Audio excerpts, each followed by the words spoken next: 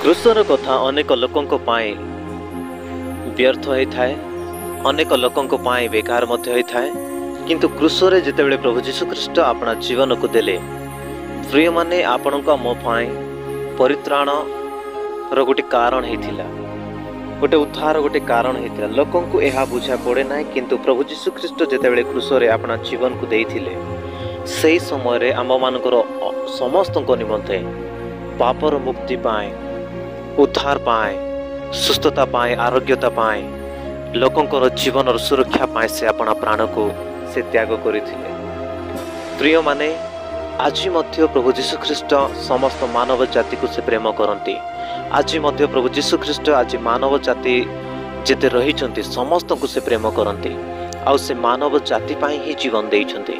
आ कौन सी विषय पाई नुहे, कौन सी राज गदी पाई नुहे, कौन सी राज पद पाई नुहे, कौन सी ए संसार मध्य आसिकी संसार समस्त विषय को निजर करिबा पाई नुहे, किंतु समस्त को प्रेम करिथिबा कारणरू, समस्तंकर उद्धार कारणरू से कौन कले से अपना जीवन को देले। प्रिय माने परमेश्वर महान अटंती जे आपण को मते प्रेम करती। एपरी प्रेम जो प्रेम की क्रूसरे मध्य तांको नेकी गला, आ क्रूसरे नेकी गला परे मध्य से क्रूस उपरे मध्य कहउछंती पिता एमान को क्षमा कर, सेपरि परमेश्वर आपण को मते मिली अछि। परमेश्वर महान अटंती। प्रिय माने जो परमेश्वर आपण को प्रेम करती, से परमेश्वर को आपण थोड़े ध्यान दियंतु, आपण थोड़े तांको मन दियंतु, आपण थोड़े तांको हृदय दियंतु। से परमेश्वर आपण को निश्चित भाव छुटकारा देबे। से परमेश्वर निश्चित भाव प्रिय माने आपण को मते से आग को कढ़ाई नेबे। निश्चित भाव से आपण को मते तांकरी उपस्थिति रे तांकरी स्वर्ग राज्य पाए प्रस्तुत कराइबे।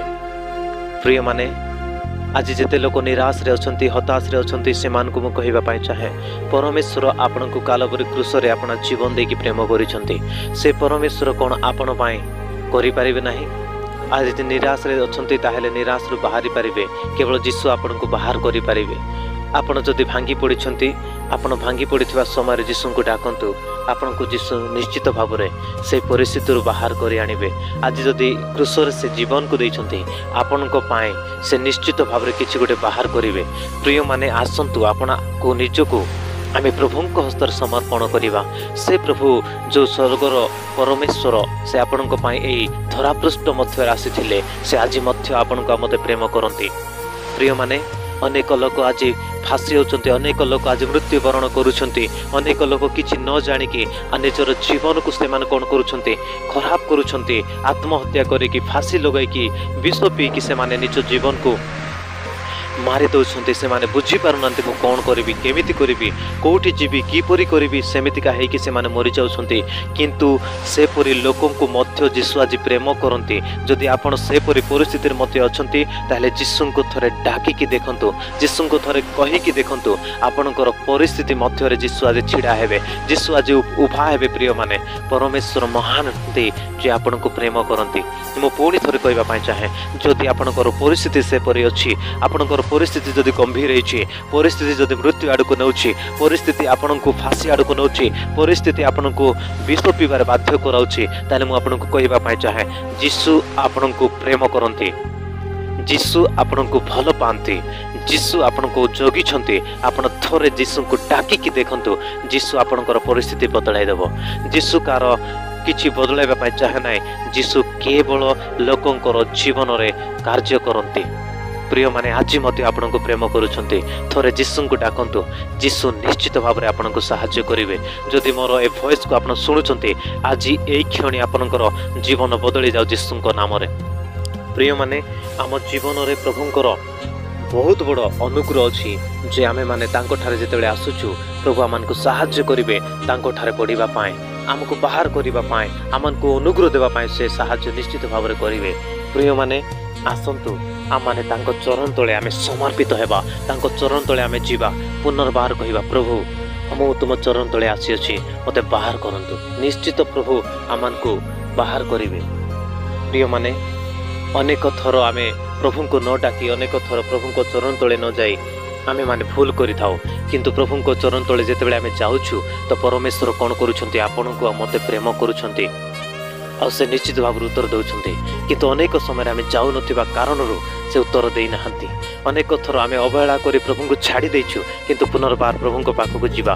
ଯେଉଁ ପ୍ରଭୁ କ୍ରୁଶରେ ହତ ହେଲେ, ଯେଉଁ ପ୍ରଭୁ କ୍ରୁଶରେ ଆପଣଙ୍କ ପାଇଁ ଆମ ପାଇଁ ଜୀବନ ଦେଲେ, ସେ ପ୍ରଭୁ ଆଜି ମଧ୍ୟ ଆପଣଙ୍କୁ ପ୍ରେମ କରନ୍ତି।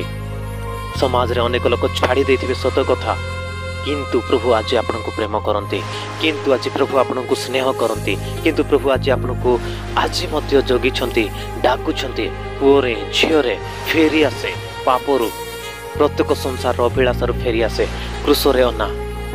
ଯୀଶୁ ଆଜି ମଧ୍ୟ ତୋତେ ଡାକୁଅଛନ୍ତି।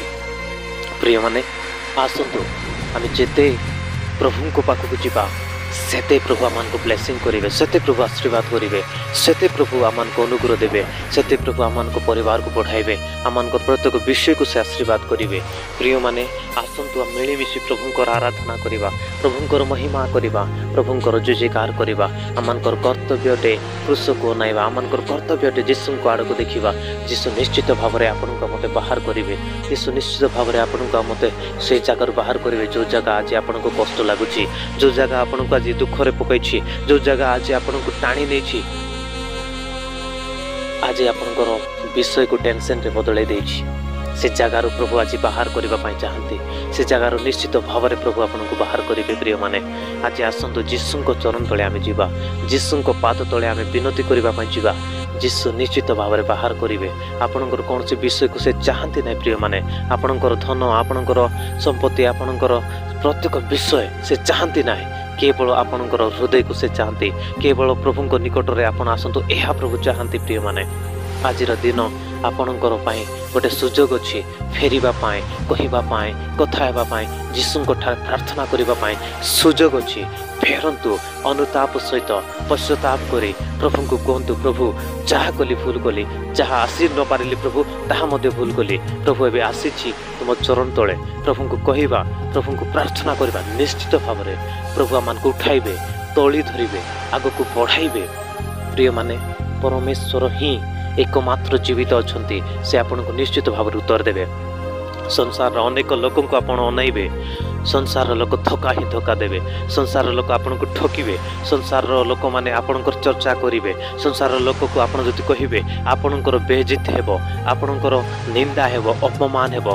किंतु स्वर्गीय जीसुको पाखको जति आपण जिवे से काहाको कहिबे नाही, आपनकर प्रार्थनार उत्तर निश्चित भावरे से पूरा करिवे। काहे कि ना क्रूसरे जति आपनको पाई जीवन देइछन्ते ताले आपनकर प्रत्येक विषय को से पूरा करबा पाई प्रस्तुत अछन्ते, प्रत्येक विषय को से फुलफिल करबा पाई प्रस्तुत अछन्ते, आपनकर दुख को उठाइबा पाई प्रस्तुत अछन्ते, आपनकर कष्ट को से नै जीवा पाई प्रस्तुत अछन्ते, आपनकर समस्या को से हाल करबा परमेश्वर टन्ते।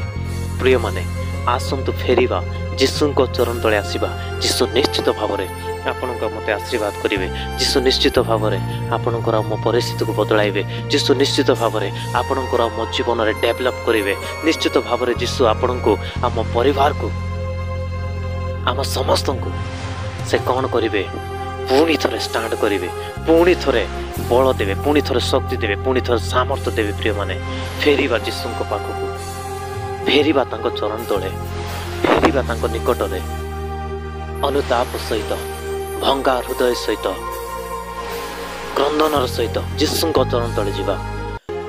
कालावरी क्रूसरे जो जीसु जीवन देथिले से जीसुको निकट को जीवा।